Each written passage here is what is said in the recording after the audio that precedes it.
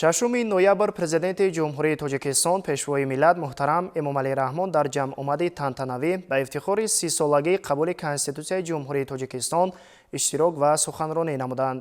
Президенти кишвар муҳтарам эмомалӣ раҳмон зимни суханронӣ оид ба нақши муҳими конститутсия дар барпо кардани давлатдории навини тоҷикон ва расидан ба ваҳдати миллӣ андешаронӣ намуданд. 6 ноябр президенти ҷумҳурии тоҷикистон пешвои миллат муҳтарам эмомалӣ раҳмон дар ҷамъомади тантанавӣ ба ифтихори 30-солагии қабули конститутсияи ҷумҳурии тоҷикистон иштирок ва суханронӣ намуданд. роҳбари давлат муҳтарам эмомалӣ раҳмон иштирокдорони чорабинӣ, шаҳрвандони кишвар ва ҳамватанони бурунмарзиро ба муносибати ин санаи воқеан тақдирсозу таърихӣ самимона табрику шодбош гуфтанд.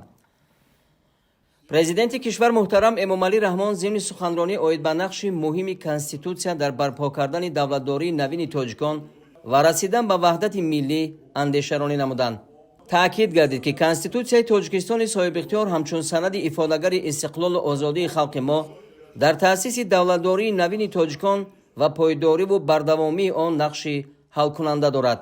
гуфта шуд ки ин санади таърихӣ ва сарнавиштсоз барои гузоштани асосҳои аркони давлатдории навини тоҷикон, ноил гардидан ба сулҳу субот, ваҳдати миллӣ, дастовардҳои бузурги сиёсиву иқтисодӣ ва иҷтимоиву фарҳангӣ, рушди ҷомеаи шаҳрвандӣ ва ташаккули озодонаи шахс заминаи мустаҳкам ва боэътимоди ҳуқуқӣ фароҳам овард. 30 соли амали конститутсияи ҷумҳурии тоҷикистон собит сохт ки қонуни асосии давлати мо аз имтиҳони бисёр ҷиддии ҳаёт гузашт ва дурустии мақсаду вазифаҳо ва арзишҳое ки ба онҳо асос ёфтааст исбот гардид, иброз доштанд сарвари давлат. ба андешаи президенти кишвар дар зарфи 30 соли амали конститутсия кишвари мо роҳи ниҳоят душворро тай намуд ва мардуми тоҷик барои расидан ба ин рӯзҳои босаодат ва дастоварду муваффақиятҳо масири бағоят сахту сангинро сипарӣ карданд.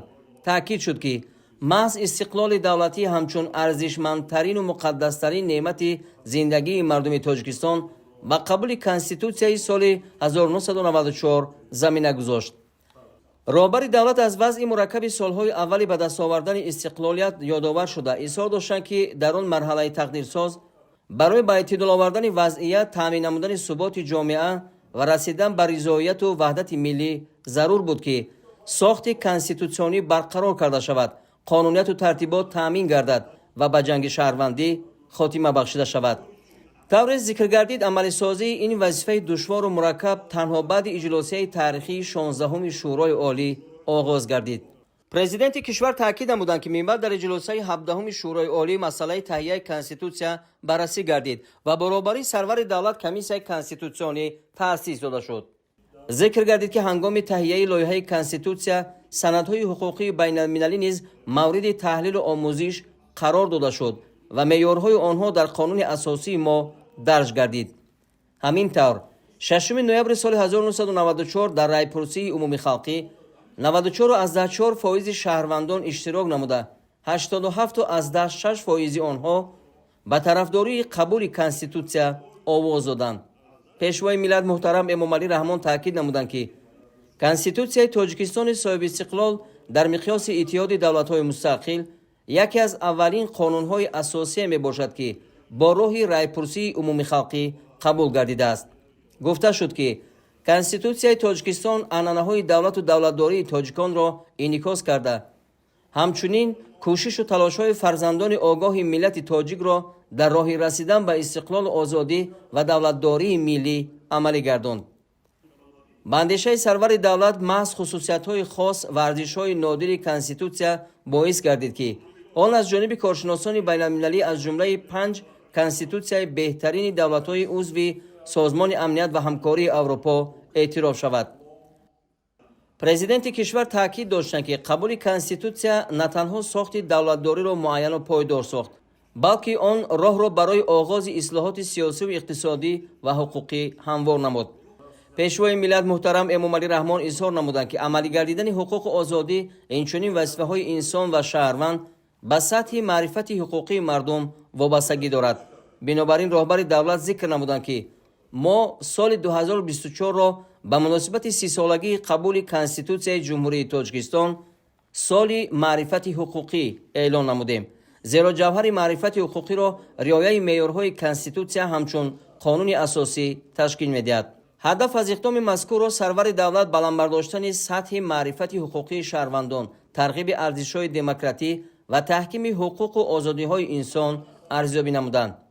пешвои миллат муҳтарам Эмомалӣ Раҳмон зарур шумурданд, ки корҳои фаҳмондадиҳиву маърифатӣ, шарҳу тафсири илмиву оммавии меъёрҳои конститутсия ва қонунҳо бо иштироки олимон, кормандони мақомоти ҳифзи ҳуқуқ, дигар мутахассисон ва дар ин замина ташкилу баргузор намудани барномаҳои махсус тавассути воситаҳои ахбори омма ва се ба роҳ монда шавад. президенти кишвар конститутсияро санади олӣ ва сарчашмаи қонунҳо ва дигар санадҳои меъёрии ҳуқуқӣ номида иброз доштанд, ки бо қабули он асоси низоми нави қонунгузории кишвар гузошта шуд ва дар заминаи ин ҳуҷҷати олии ҳуқуқӣ қонунгузории нави давлати Тоҷикистон ташаккул ёфт.